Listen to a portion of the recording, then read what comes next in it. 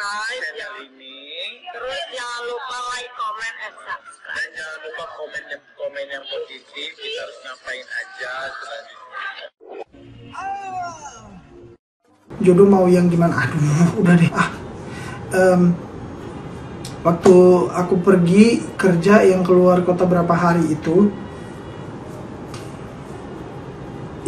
apa guys? Aku udah taruh semua makanan, aku beli makanan tuh, makanan mereka tuh aku beli banyak.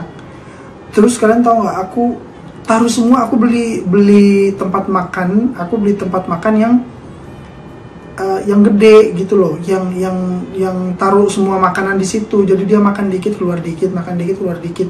Nah yang gede yang bisa muat sampai 5 kalau nggak salah deh.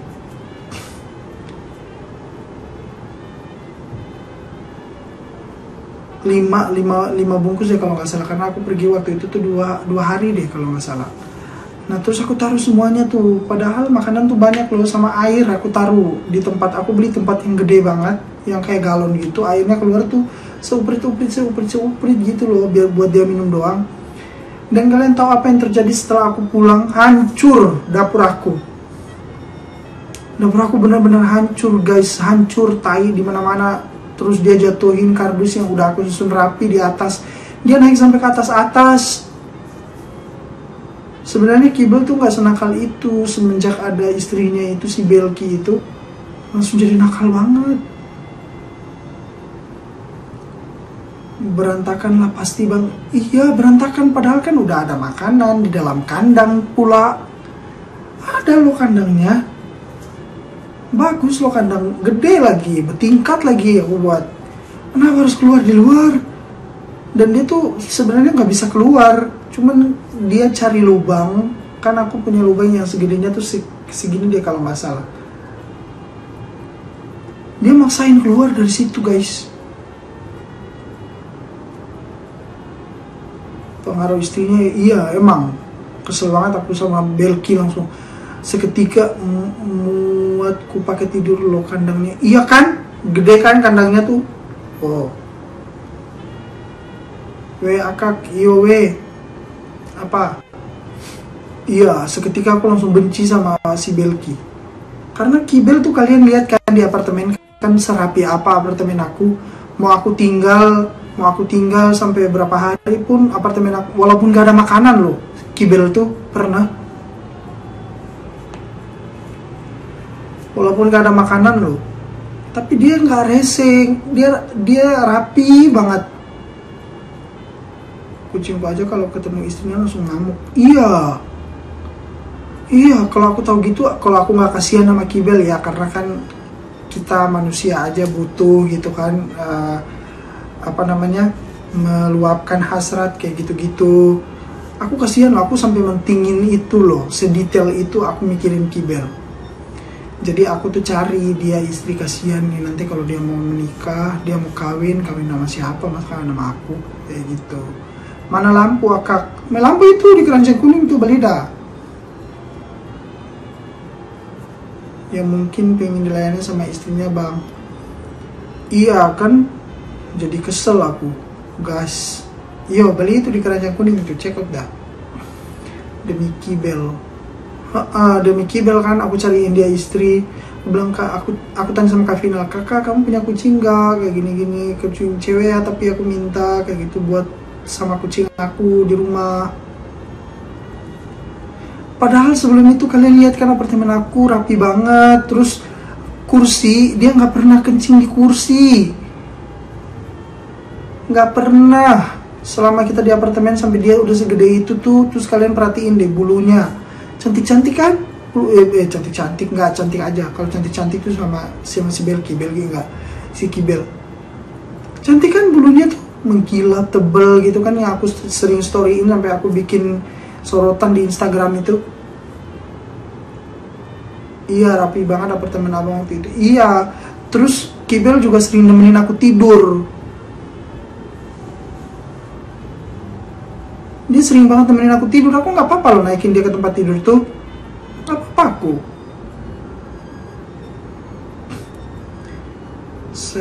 Ambar pacar Ridwan Naibahoka. Ya ampun. Ambar, menghayal jangan ketinggian Ambar. Terus lanjut, kucing aku hampir 4 bulan aku ngamuk terus. Terus itu guys, apartemen aku tuh rapi banget. Terus aku keluar ke balkon juga dia ikut kan. Terus aku pulang dia nungguin. Iya, aku kangen banget Kibel zaman dulu. Ada aja sih Ambar ini ya kan. Terus aku pulang dia udah nungguin di depan pintu. Lucu banget Kibel zaman dulu. Nungguin dia berdiri gini depan pintu, dia nungguin aku.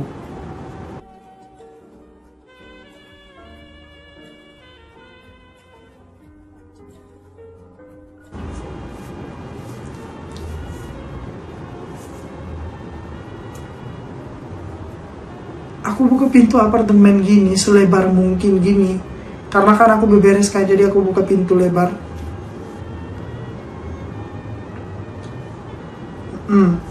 Aku buka pintu lebar kan. Nggak itu dia, nggak keluar. Justru aku pernah coba ngajak dia ke kolam renang gitu loh, di bawah. Aku pengen ngajak dia, aku beli kalungnya, aku beli bajunya yang aku story. Nah gitu, aku pengen ngajak dia main-main ke bawah ke kolam, tapi dia nggak mau. Iya, karena waktu itu Kibel belum jatuh cinta. Iya, makanya aku langsung kesel sama si Belki itu. Nyesel aku ambilnya langsung. Kucingnya introvert. Iya, aku buka pintu, terus aku kayak sengaja gitu kan. Aku kayak sengaja gitu kayak iya, aku coba suruh dia keluar. Belum, kamu keluar aja. Aku ngomong sendiri loh sama dia. Kamu keluar aja sana, aku buka pintu lebar-lebar gitu. Dia nggak mau keluar sama sekali. Dia cuman di pintu terus kayak lihat kiri kanan. Habis itu dia masuk lagi. Udah gitu masuk lagi langsung peluk aku, langsung naik gini, tangannya langsung ke sini aku. Semenjak ada Belki tuh, salah aku sama Belki. Salah cari istri dia, emang. Kucing itu nakal kalau ada temennya, bener. Harusnya nggak usah cari temen, biar aja. Terus dia pintar banget gitu loh, dia mau kencing, dia mau berak itu tuh selalu ke tempatnya. Aku beli loh tempatnya, bagus banget. Beli 2 lagi. Kalau yang satu pakai, yang satu cuci, yang satu bersih, yang satu pakai lagi, yang satu dibersihin.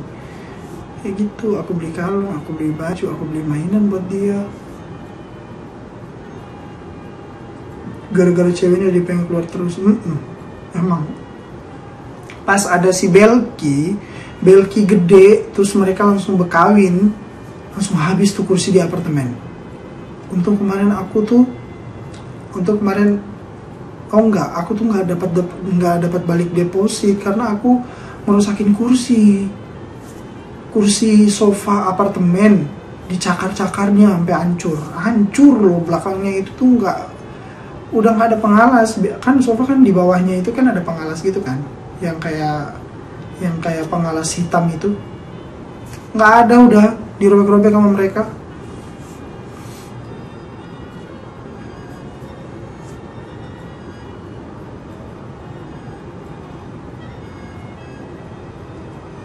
Hati-hati loh bang, makanya kalau cari istri, iya kan, bisa jadi kita langsung jadi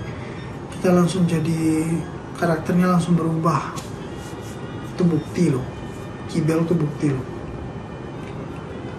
Yang biasanya nggak ngelawan sama orang tua bakalan jadi ngelawan sama orang tua, itu karena istri.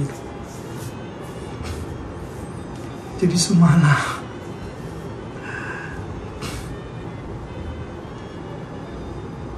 Sebenarnya ngebela istri itu sah-sah aja, tapi nggak boleh ngebantah orang tua. Jadi gimana caranya kamu harus jadi penengah. Bukan malah disuruh milih, kamu milih aku apa milih ibu kamu. Aku kalau punya istri kayak gitu ya ditinggal aku mau peduli aku. Yang paling penting akhlaknya kalau cari istri yang iya. Aku daftar jadi calon istrimu bang.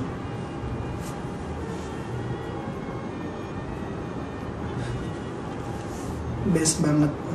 Tendang, aku tendang, keluar kamu, keluar dari hidup ini. Aku bukan lebih mementingkan orang tua kebanding istri, bukan ya. Tapi kalau istri kalau udah berani bikin pertimbangan kayak gitu, berarti udah nggak benar itu, udah nggak baik. Istri yang benar tuh nggak akan buat pertimbangan seperti itu.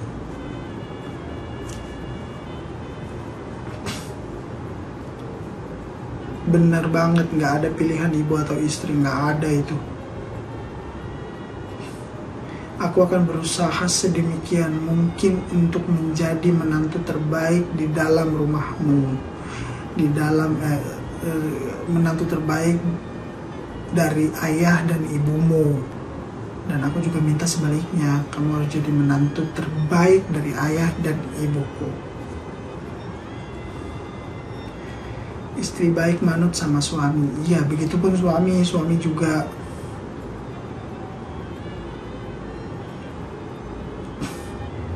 Begitu juga suami, bukan malah seenaknya gitu. Ya, intinya gitu deh. Itu kenapa orang bilang matang dulu kamu baru bisa menikah. Bukan secara finansial, tapi secara mental. Mental yang dimaksud sini apa? Ya dewasa. Cara menyimak, cara menyelesaikan masalah itu seperti apa. Kayak gitu. Manusia nggak ada yang sempurna. Iya, itu benar, manusia nggak ada yang sempurna. Tapi bagaimana manusia itu berusaha untuk menjadi yang sempurna, itu lihat itunya. Amin, setuju. Jam berapa besok kita pergi melamar? Belum ah.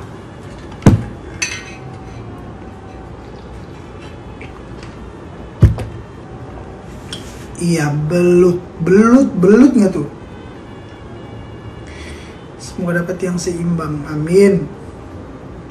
Tapi kedewasaan itu tidak bisa dilihat dari usia. Itu benar, dewasa itu bisa dilihat dari pengalaman apa saja yang sudah dia lalui. Karena pelajaran terbesar adalah pengalaman. Sekalipun dia punya pemikiran yang luas, tapi kalau dia belum pernah merasakan itu juga bisa jadi bahaya. Karena ketika dia merasakan hal seperti itu yang belum pernah dia rasain sebelumnya, pikiran wawasannya itu tuh cuma 70% membantu. Masih ada 30% lagi kemungkinan dia nggak bisa menyelesaikan karena belum ada pengalaman.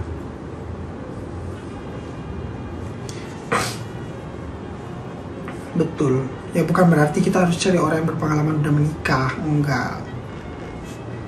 Ya itulah sebabnya kenapa orang tua bilang kamu harus siap fisik, siap mental kalau mau menikah.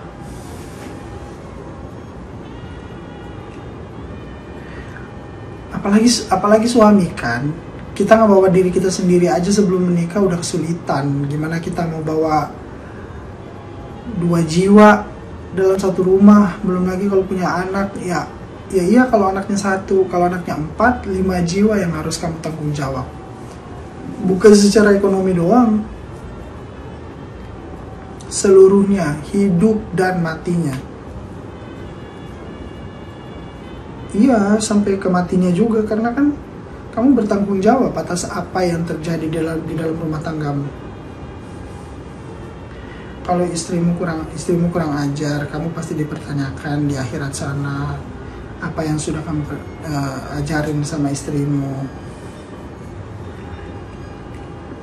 Kalau bebet bobot mental udah siap, kita tinggal cari calon yang benar-benar sama kita. Betul.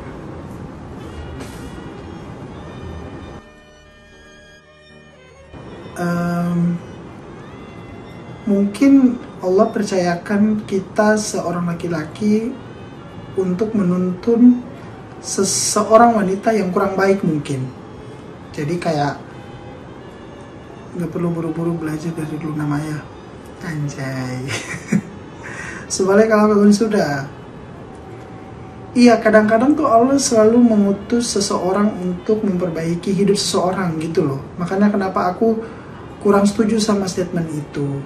Kalau misalkan ada dalilnya ya minta tolong tunjukin ke aku. Berarti dapatnya nggak baik dong. Iya betul bang. Iya mungkin kadang sometimes itu benar. Orang baik bakalan dapat yang baik. Karena mungkin prinsipnya dia akan mencari seseorang yang baik banget gitu kan. Dia mungkin prinsipnya dia aku harus dapat jodoh di tempat pengajian, atau aku harus dapat jodohku di masjid, atau aku harus dapat jodoh di pesantren yang notabene di mana dia beranggapan kalau seseorang yang kita dapatkan dari tempat yang seperti itu udah pasti baik. Jadi ya udah, kalau kamu setiap hari tempat kamu di masjid atau di pesantren atau di tempat yang mulia, ya pasti dapatnya yang baik kayak gitu. Cuman kan ada beberapa orang yang ya dia baik banget tapi dapat yang mohon maaf kurang baik gitu loh. Nah mungkin itu cara Tuhan untuk salah satu dari mereka yang baik ini memperbaiki seseorang yang bersama dia kayak mana loh. Ya betul, yang kurang baik bisa menuntun menjadi baik Gun. Iya, kadang pasangan juga menjadi ujian kita untuk memperbaikinya. Nah, benar kan? Nape aku kamu so lancar ya? Nape aku kamu so lancar? Ya iyalah. Tadi tanya erang-erang lagi. Kayak gitu guys. Jadi kayak aku tuh kurang setuju aja sama statement itu. Kalau misalkan ada dalilnya ya monggo ditunjukin biar kita sama-sama belajar kan. Aku juga bisa paham dari kalian gitu loh. Di Jakarta pasti banyak majelis-majelis tentang jodoh sebagai cerminan diri. Untuk cerminan diri, orang yang baik akan berpasangan dengan orang yang baik, dan orang yang keji akan berpasangan dengan orang yang keji. Tafsir ayat ini menegaskan bahwa tidak ada yang dapat mengubah sifat seseorang, baik atau buruk, hanya karena tuduhan atau pujian dari orang lain. Jodoh yang sesuai dengan sifat masing-masing adalah yang paling tepat. Nah, berarti betul guys. Ada hadis yang menyebutkan bahwa Allah telah menetapkan takdir jodoh manusia sebelum langit dan bumi diciptakan, namun manusia tetap harus berusaha untuk menjemput jodohnya. Itu teguran buat aku. Konsekuensi, mereka yang baik akan bersih dari tuduhan dan akan menerima ampunan serta rezeki yang mulia, surga. Contoh, Siti Aisyah adalah contoh wanita yang baik dan bersih dari tuduhan yang dituduhkan kepadanya. Aku ngerti, aku paham sama ayat yang dimaksud. Maksudnya itu biar sama-sama saling menjaga sebelum menikah gitu loh. Jadi di saat perempuan itu lahir ke dunia ini, itu udah harus menjaga semua sifatnya, semua sikapnya itu harus dijaga, marwahnya juga harus dijaga. Dan seorang laki-laki juga saat dia lahir ke dunia ini juga udah punya kewajiban untuk menjaga dirinya agar selalu baik. Seperti itu guys. Karena memang kan sejatinya kita di dunia ini kan memang harus baik guys. Betul kakak, sebaik-baiknya suami bagi istri, tapi kebanyakan suami ikut arus istri. Ya, seperti itu guys. Karena tuh udah lahir dari rahim ibu kita udah dicatatan. Iya, udah dicatatan, udah ada jodohnya masing-masing. Tapi sebaiknya kita manusia agar berusaha untuk mencarinya. Kayak ngono loh, malam ini kayak kita kajian gitu ya. Padahal aku mau jualan lampu loh. Padahal di Tanjung Kuning jualan lampu loh. Manusia harus berusaha, benar. Manusia harus berusaha. Itu sebabnya kenapa aku sampai sekarang belum. Karena memang aku belum ada niat ke sana guys. Bener banget, harus suami yang memimpin bukan istri. Iya, tapi sekarang ya ampun, istri udah berasa suami. Duduk yang rapi, bentar lagi snack dibagi. Siap Ustaz, Masya Allah. Aku tidur ya jam 10 guys.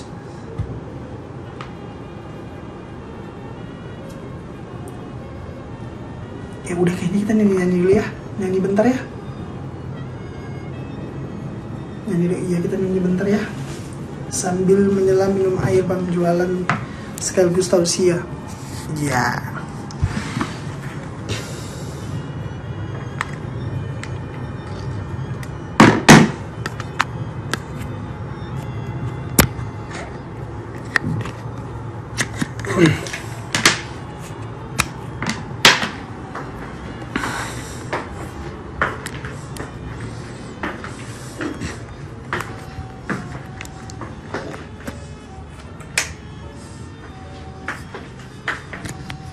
Indah banget, ya kan? Lampunya buruan beli, itu ada di situ tuh.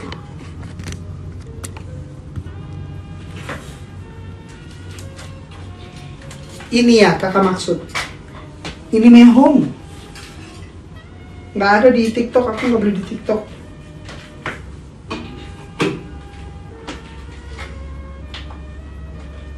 Ini kan?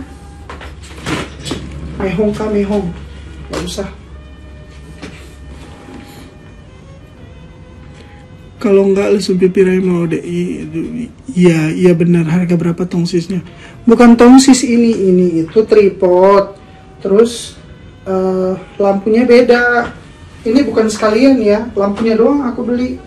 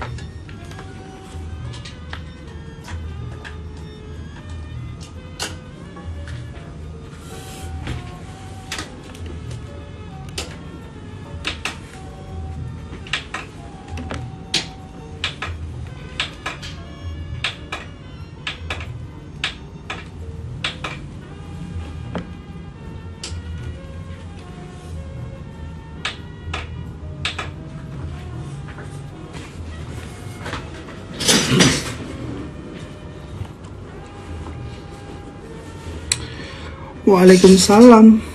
Nunggu dilelang nggak tuh?